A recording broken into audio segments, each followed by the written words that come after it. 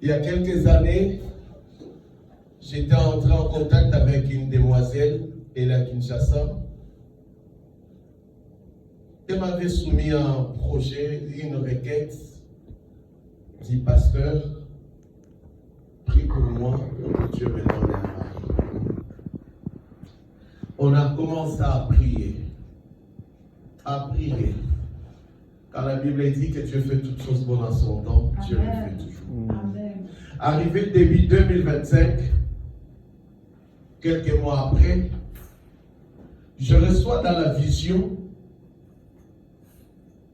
j'ai vu des fils qui étaient en train de la lier, de la bloquer, ces deux fils étaient coupés. Je l'ai appelé, le Seigneur vient de mettre fin au combat de la sorcellerie qui bloquait ta vie. C'était de deux fils. Et maintenant, le ciel est ouvert, les portes sont ouvertes, tu vas bientôt te marier. Mais ce qui m'a fait du bien, elle s'est mariée précisément le samedi, le dernier samedi du mois de décembre. Amen. Elle a été mariée. Je l'avais appelée en plein mariage. Elle a commencé à pleurer. Amen. Dieu reste Dieu. Amen. J'ai eu encore un autre cas de mariage l'année passée d'une sœur. Vous vous rappelez de l'église que j'étais en train de diriger à l'époque à Paris. Ouais. Cette sœur, elle avait gardé contact avec moi.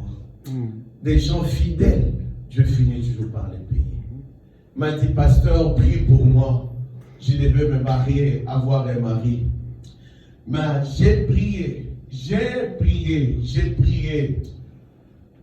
Cette année, Dieu va payer ceux qui sont fidèles. Amen. Hier soir, je voulais dormir. Il va m'écrire, papa, ça y est, quelqu'un de m'épouser est arrivé. Mais c'est toi qui béniras l'autre. Amen. Et c'est au milieu de la nuit, vers 23h, les larmes ont commencé à couler sur les lits. Dieu est fidèle. Qu'est-ce que Dieu n'a pas fait? Dieu a visité beaucoup de familles à travers le monde, à travers ce ministère ici devant. Cette année, Dieu va doubler. Je croyais que tu allais dire que cette année, c'est mon tour. Cette année, c'est mon tour. Amen. On est équipé de la grâce. Vous savez, hein, des gens ont les yeux pour voir, mais ils ne voient pas la grâce qui est avec eux. Les gens ont les oreilles pour entendre, mais n'entendent pas ce que Dieu est en train de dire à cette église ici. Des gens s'en approprient. C'était une année où on a travaillé. C'était une année où des gens devaient même mourir par-ci, par-là. Mais on a prié. Dans ce ministère ici, Maison de Boulot, Dieu les a visités. Mais je te le déclare encore que cette année, c'est ton année. C'est une saison où tu vivras des choses que tu n'as jamais vécues depuis ta naissance. Nous entrons dans une autre saison. Que le Seigneur soit vraiment béni.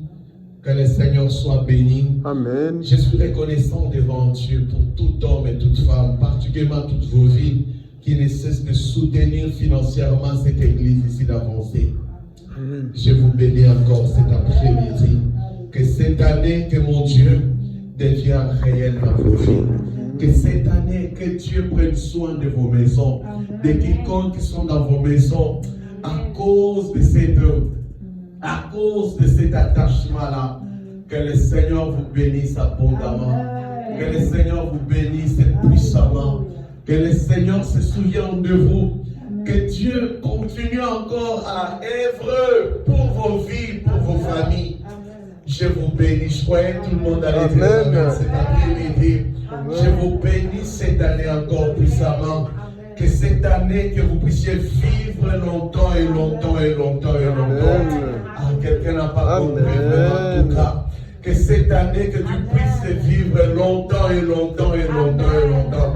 Quelqu'un n'a pas compris cette année. Qu'il puisse vivre vivre longtemps et longtemps. Je ne te dis pas que tu vivras seulement en 2026. Je te bénis. Que même 100 ans viennent encore sur ta vie. Que le Dieu qui augmente le jour puisse le faire pour ta vie. Que Dieu vous bénisse abondamment, abondamment, abondamment.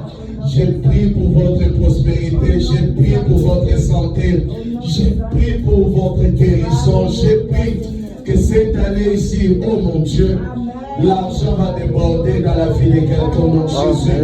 Que cette année, que quelqu'un qui entre dans cette salle sans travail, je déclare le travail cette année, la stabilité dans ces choses-là. Quelqu'un peut dire, je le reçois pour quelqu'un qui est chômeur. Est-ce que tu peux recevoir pour ta famille, pour tes amis? Je bénis et je déclare cette année ici.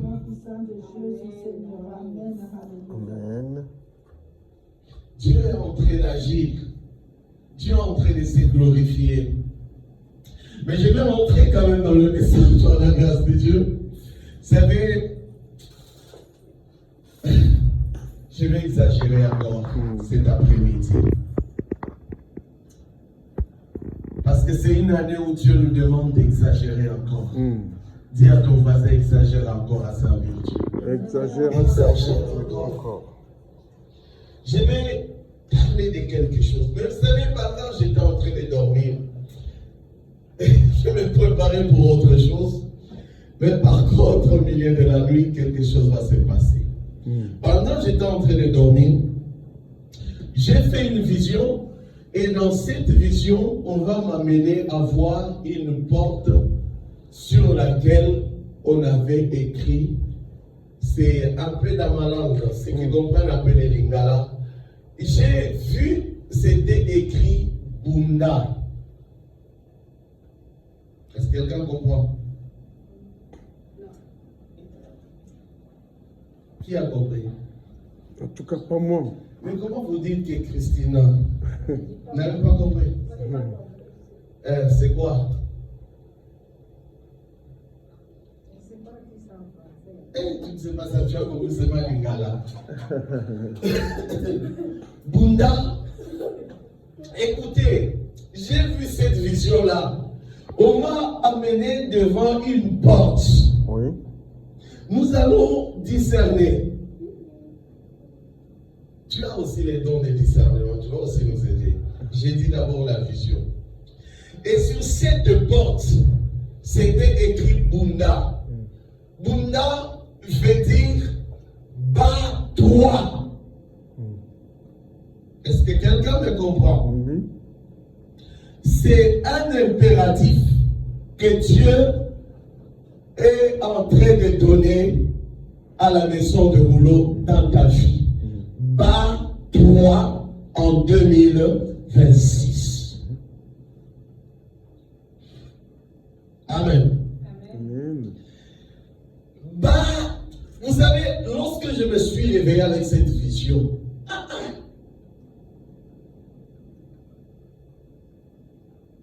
elle m'a quand même emporté. Et je vais essayer, par la grâce de Dieu, de vous parler de là. C'est un impératif. C'est un ordre que Dieu donne. Battons-nous, Église, pour que cette Église change. Il faut se battre. Je croyais de guérir les dire Amen. Bats-toi. Des gens croient que Dieu, c'est le Dieu de la facilité. Je peux vous le dire que c'est aussi le Dieu de la guerre. Bats-toi. Tu es célibataire. Bats-toi pour te marier. Dieu ne te fera jamais descendre un homme ou une femme devant toi. Dieu ne te fera pas descendre la clé d'une voiture. Bats-toi.